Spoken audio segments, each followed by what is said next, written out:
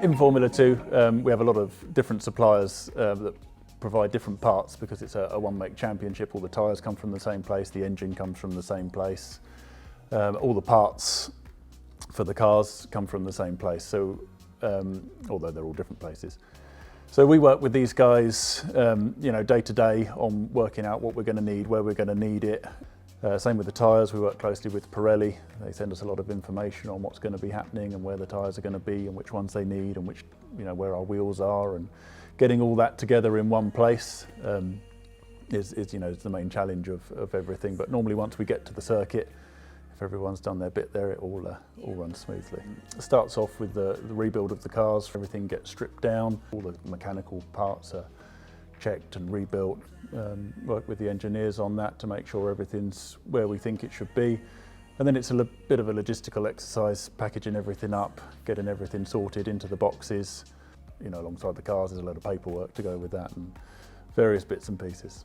So when we get to the circuit, we have a bit of a challenge that the support pits are quite a distance from the main F1 pit lane, which is where we run for all our sessions and the races and qualifying and everything.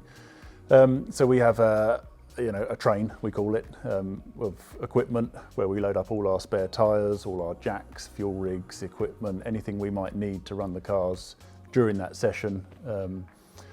We take with us, and that all gets loaded up before every session. And then we drive through along with the cars to the F1 pit lane, and then we have to set up all that equipment, all our pit stop area, all our wheel guns and everything we need to work on the car or do a pit stop in the race. During the race weekend, having a separate pits to Formula 1 is one of the bigger logistical challenges, but we get fairly well rehearsed at it. Is that we're doing it 4 or 5 times every weekend. Normally it's things that you're not expecting that produce the biggest logistical challenges, staff, flights, anything like that. That's what can produce a bigger challenge than the day-to-day stuff that we get used to. In Formula 2, we're limited to 12 operational staff, so that's our mechanics, our engineers, the truck driver, or anyone that's physically working on the cars. There's a championship limit of 12 people. And then on top of that, we've got the drivers, their managers, their trainers, and anyone else that comes with them to the races. So we're normally looking around 20 people that we're moving to and from each event.